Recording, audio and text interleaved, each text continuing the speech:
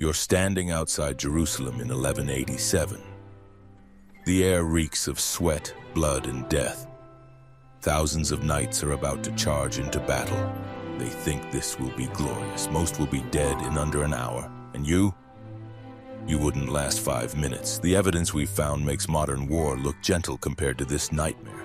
You're standing on a sun-baked hillside outside Jerusalem in the year 1187. The air smells like sweat, blood, and death. All around you, thousands of knights in heavy armor are about to charge into battle. They think this will be a glorious fight for God. Most of them will be dead in less than 1 hour. And if you were there, you wouldn't last 5 minutes. Today we're going to learn about what it really took to survive on a Crusader battlefield. Trust me, everything you think you know about fighting in medieval times is completely wrong. The proof we've found makes modern war look gentle compared to what happened back then. Let's start with the most shocking truth. In medieval Europe, when knights fought other knights, hardly anyone died. We're talking about battles where 900 French and English knights fought each other and only 3 knights died. 3 out of 900. Why so few deaths? Because heavy armor was almost impossible to break through. Plus, there was serious money to be made by capturing rich nobles and making their families pay to get them back. So knights fighting other European knights had really low death rates. But the Crusades, that was a completely different nightmare. When European armies marched into the Holy Land, they entered a world where their enemies didn't follow the same rules. Muslim armies had no interest in taking expensive prisoners. They were fighting a holy war just like the Crusaders, but with one huge difference. They were fighting for their homeland, and they knew exactly how to find every weakness in Crusader fighting methods and equipment. Recent discoveries have given us our first real look at what happened on these battlefields, and the evidence is absolutely terrifying.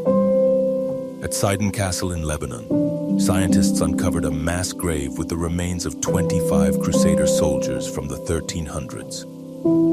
Every single skeleton has wounds from stabbing, slicing, and being hit with heavy weapons. All the wounds were fresh when they died, but here's what makes this discovery so scary. Most of the injuries were on the fighters' backs. Think about what that means. These weren't warriors who died facing their enemies in brave combat. These were men who were cut down while running for their lives. Probably by soldiers on horses chasing them at full speed. The wound patterns tell a story of complete terror and desperate escape. Some have sword wounds across the back of the neck. This means they were likely prisoners who were killed by having their heads cut off after the battle was over. This wasn't unusual. This was normal. The attack on Vadim Yakub Castle in 1179 gives us an even clearer picture of what happened to Crusader defenders when their castle walls were broken through. Saladin's army stormed this castle north of the Sea of Galilee. The evidence from this site reads like a horror story written in bone and steel. 5 defenders from the castle have been studied closely. Their remains show us the systematic brutality of medieval castle warfare. These weren't quick, clean deaths. One soldier had multiple arrow wounds. Some of these arrow hits should have killed him right away. But the severity of his sword wounds suggest he kept fighting even with arrows stuck in his body. All of his sword wounds were on the left side. This tells us he was facing a right-handed attacker in close fighting before finally being overwhelmed. The defenders had their armor taken off after death. Their bodies were dumped together with dead horses from the battle. This wasn't just military efficiency. It was a message about what happened to those who fought back. But even if you survived the actual fighting, your nightmare was just beginning. Disease killed more Crusader soldiers than all the battles combined. The conditions in medieval army camps were perfect for every disease known to mankind. Picture this: thousands of men crammed together with no understanding of cleanliness whatsoever. Streets that were open sewers, no running water, animal waste, garbage, and dead animal bodies thrown into ditches and rivers. Fleas, rats, and mice thriving in conditions so dirty that they created the perfect place for diseases to spread like wildfire. Scientists have studied medieval bathrooms at Crusader sites. They found a horrifying list of parasites and disease-causing organisms: roundworm, whipworm, fish tapeworm, beef and pork tapeworm, and multiple tiny organisms that cause severe diarrhea. When you're already weak from not eating enough and being exhausted, any one of these could kill you in days. Many Crusader armies were defeated not by Muslim forces, but by diseases and starvation. They simply couldn't find enough food and water in enemy territory. Men began dropping dead from not eating enough before they ever saw combat. The bacterial diseases that ran wild through army camps were especially deadly. They turned what should have been temporary military positions into death traps that claimed thousands of lives. The weapons themselves were designed for maximum killing power in ways that would shock people today. Arrows fired from medieval long bows created entry and exit wounds in skulls that scientists compare to modern gunshot wounds.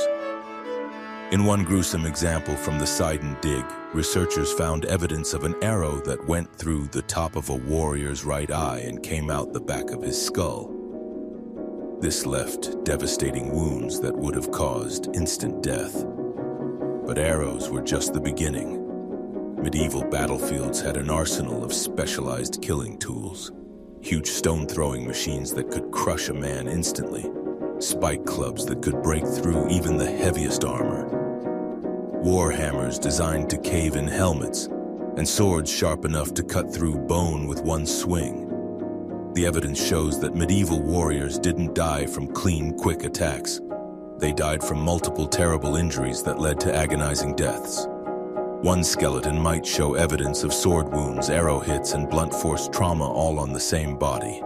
These men fought until they physically couldn't continue, and then they died in ways that would haunt anyone who saw them. And here's what makes this even more terrifying. Everything I've just described represents the lucky ones. These were the soldiers whose bodies were actually found and buried. For every skeleton scientists have found, there were dozens more whose remains were left to rot on the battlefield. Their bodies were picked clean by scavengers or thrown into unmarked pits that we'll never discover. The brutal math of Crusader battlefield survival wasn't just about individual skill or bravery.